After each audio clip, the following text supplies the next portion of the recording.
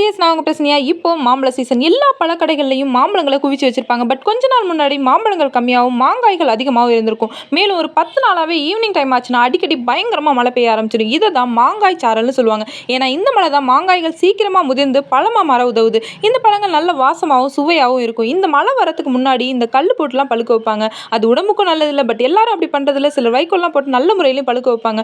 குறிப்பா சில மரங்கள் சீக்கிரமாகவும் பழுக்க ஆரம்பிச்சிடும். ஸோ எல்லாமே கெட்டதும் இல்லை. பட் நம்ம நல்லா பார்த்து வாங்கணும். ஆனால் இந்த மழைக்கு அப்புறம் அதிகமான பழங்களை பார்க்கலாம். தைரியமாக வாங்கவும் செய்யலாம். அதுலேயும் நல்ல வாசம் வருதான்னு பார்த்து தான் வாங்கணும். ஓகே, இந்த மாஞ்சாரல் மழை பகலில் அதிகமான வெப்பம் ஏற்படும் போது ஆவியாதல் காரணமாக கருமேகங்களும் இடியுடனும் கூடிய மழை பெய்யும். இதை சித்திரை மழை அல்லது கோடைச்சாரல்னு சொல்லுவாங்க. இது தென்மேற்கு பருவமழைக்கு முன் பெய்யக்கூடிய ப்ரீ மான்சூன், அதாவது வெப்பச்சலன மழைன்னு சொல்லுவாங்க. இது கேரளா, கர்நாடகா பகுதிகளில் அதிக அளவுலையும் தமிழ்நாட்டில் சில பகுதிகளையும் அதிக அளவு மழையை தரும். இதே மாதிரி இந்த டைமில் காஃபி உற்பத்திக்கு இந்த மழை உதவும். அதனால இதை காஃபி ஷவர்னும் செர்ரி பிளாசம்னு சொல்லுவாங்க. ஓகே, இங்கே ஒரு முக்கியமான விஷயம். பொதுவாகவே அந்தந்த சீசனில் அந்தந்த பகுதிகளில் விளையக்கூடிய பொருட்களை நம்ம அதிகமாக எடுத்துக்கிறது ரொம்பவே நல்லது. நம்ம உடம்பும் அதை தான் எதிர்பார்க்கும். அதுதான் உடம்புக்கு ரொம்ப சத்தும் கூட. இங்கே இயற்கையே நமக்கு தேவையான விஷயங்களை தேவையான நேரத்தில் உருவாக்கி கொடுக்குது. இப்போ பாருங்க, நல்ல வெயில். இந்த டைமில் தான் நொங்கு, தர்பூசணி, மாம்பழம் இதெல்லாம் கிடைக்குது.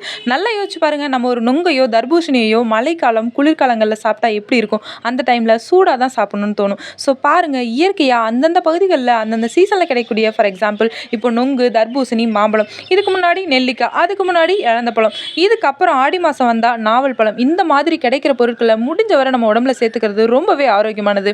அதுதான் நமக்கு நல்ல எதிர்ப்பு சக்தியையும் உருவாக்கும். ஸோ நல்ல பொருட்களை நல்ல முறையில் சாப்பிட முடிஞ்ச வரை முயற்சி பண்ணுவோம். நாளைய சமுதாயம் ஆரோக்கியமானதாக அமையும்னு நம்புவோம். வீடியோ பிடிச்சிருந்தா லைக் பண்ணுங்கள், சப்ஸ்கிரைப் பண்ணி சப்போர்ட் பண்ணுங்கள். தேங்க்யூ ஃபார் வாட்சிங்.